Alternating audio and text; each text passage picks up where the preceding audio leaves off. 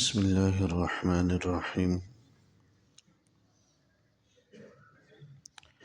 وعن عبد الله بن عمرو رضي الله تعالى عنهما قال قال رسول الله صلى الله عليه وسلم: الدنيا سجن المؤمن وسنته، وإذا فارق الدنيا فارق السجن والسنة. حضرت عبداللہ ابن عمرو بن العاص رضی اللہ تعالی عنہما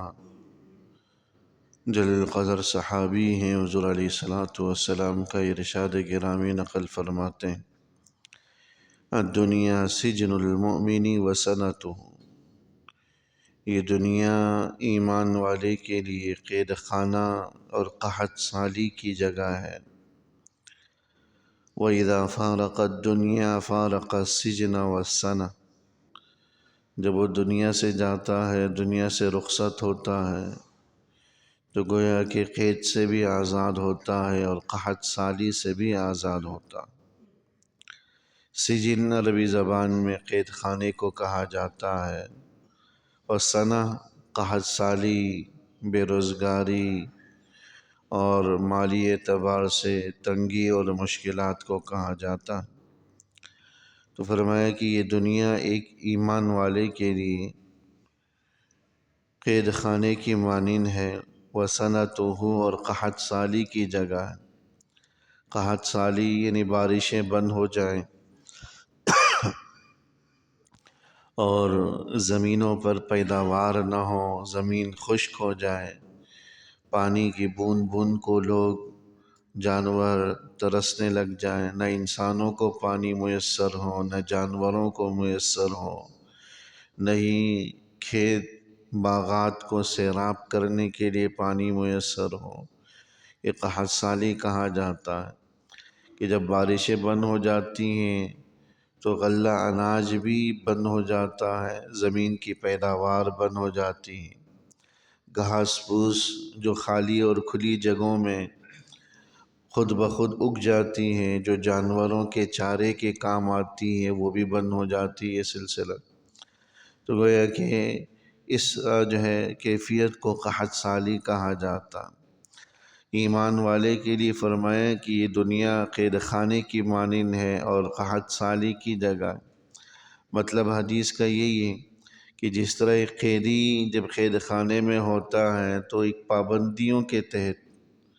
اور کچھ مشکلات کے تحت وہ زندگی گزارتا ہے، زندہ تو ہوتا ہے لیکن پابندیوں میں جکڑا ہوا،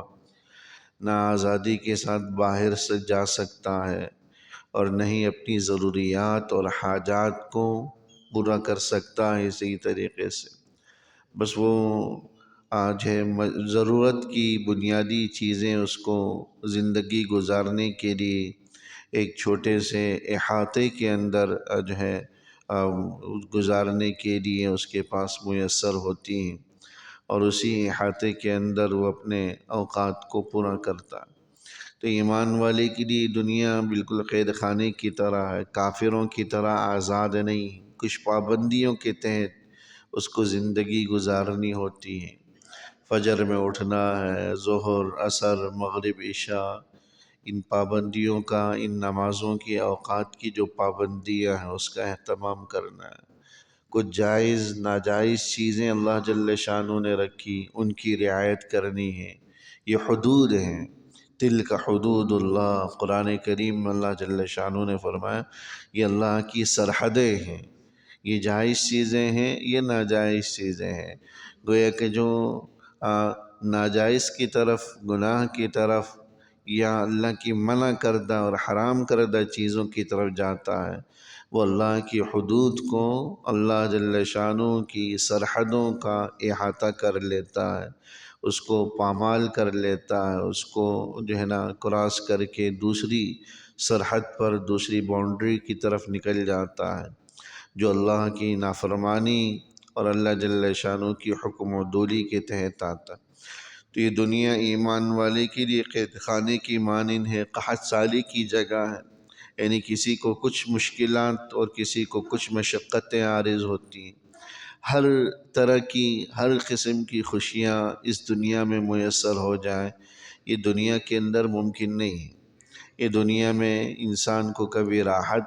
اور کبھی خوشی ملتی ہے، تو کبھی تکالیف اور پریشانیوں کا اس کو سامنا کرنا پڑتا ہے۔ کبھی مالی اعتبار سے تنگیاں ہیں،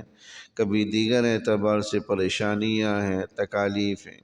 کبھی کسی نے جو ہے تکلیف پہنچا دی انسانوں کی طرف سے، معاشرے کی طرف سے، لوگوں کی طرف سے، ہر طرح کی وہ تکالیف کو سہتا ہے جب تک وہ دنیا میں، یہ دنیا کا ایک حصہ ہے۔ گویا کہ ایک ایمان والے کو ایک تو یہ صبر کی تلقین کی جا رہی ہے کہ دنیا کی تکالیف کو دائمی نہ سمجھو، یہ تو ایسے ہی ہے جیسے کہ قیدی کو قید خانے میں رہتے ہوئے کچھ تکالیف اور پریشانیوں کا سامنا کرنا پڑتا،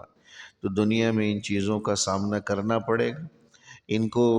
خندہ پیشانی کے ساتھ، صبر کے ساتھ ان پریشانیوں کو جھیلنا پڑے گا۔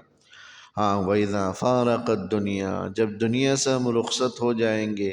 تو در حقیقت صحیح معنوں میں ہم قید سے آزاد ہوں گے۔ پھر اس وقت اس قید سے بھی انسان آزاد ہو جائے گا، قحط سالی اور مشکلات اور تکالیف سے، مالی اعتبار سے تنگیوں سے، لوگوں کی اظہار آسانیوں سے، ان ساری چیزوں سے محفوظ ہو جائے گا۔ تو جب تک دنیا میں ہے ان چیزوں کا انسان کو سامنا کرنا پڑے گا، ان چیزوں کو برداشت کرنا پڑے گا۔ آخرت میں اللہ ان ساری چیزوں سے محفوظ کر لے گا، ساری تکالیف سے۔ اور دوسری طرف اس حدیث کے ذریعے ایمان والے کو اس کی ترغیب بھی دی جا رہی ہے کہ دنیا میں خود کو آزاد مت سمجھو، جو اللہ کی لگائی ہوئی پابندیاں ہیں، اللہ کی بنائی ہوئی حدود ہیں، ان حدود اور ان پابندیوں کو پورا کرنے کی کوشش کرو، اس کے مطابق زندگی گزارو۔ جو اللہ کہہ رہا ہے، اللہ نے پابندیاں جو لگائی ہیں، اللہ جل شانہ نے جو حدود قائم کی، ان حدود کے اندر رہتے ہوئے ان پابندیوں کے ساتھ زندگی گزارو گے، گویا کہ اللہ کی مرضی کی زندگی گزارو گے، آخرت میں ہر قسم کی پابندیوں سے آزاد رہو گے، ہر قسم کی سرحدوں اور حدود سے آزاد رہو گے۔ جو دنیا میں اپنی پسند کی، اپنے رب کی پسند کی زندگی گزارے گا، آخرت میں پھر اللہ کی اور آخرت میں پھر اپنی پسند کی زندگی گزارے گا، جو دنیا میں اللہ کی پسند کی اور اللہ کی مرضی کے مطابق زندگی گزار۔ لیکن جس شخص نے دنیا کے اندر اپنی پسند کی زندگی گزاری، ہر قسم کی پابندیوں سے آزاد ہو کر، ہر قسم کی حدود سے باہر ہو کر، جائز اور ناجائز کی تفریق اور امتیاز کو ختم کر کے، تو اس کو آخرت میں وہ زندگی گزارنی ہوگی جو اللہ چاہے گا، اللہ کی جو مرضی ہو۔ بعض روایات کے اندر مزید الفاظ کے اندر اضافہ بھی ہے کہ یہ ایمان والے کے لیے دنیا تو قید خانہ ہے، جبکہ کافر کے لیے دنیا جنت کی مانند ہے، جنت کی مانند ہے۔ جس طرح جنت کے اندر جب ایمان والا جائے گا ہر قسم کی پابندیوں سے آزاد ہوگا، وہاں کوئی پابندی نہیں،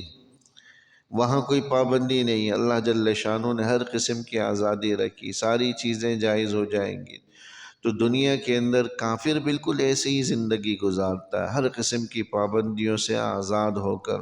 اور من پسند من چاہی زندگی گزارتا ہے۔ لیکن آخرت پھر اس کے لیے قید خانہ بنے گا، جہنم کی سخت تکالیف کا اس کو سامنا ہوگا۔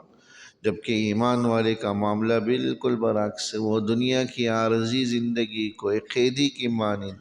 پابندیوں کی طرح اور پابندیوں میں رہتے ہوئے گزارتا ہے، تو آخرت کی دائمی راحتوں میں، آخرت کی حقیقی آزادی اللہ اس کو میسر فرمائے گا۔ اللہ جل شانہ عمل کرنے کی توفیق نصیب فرمائے۔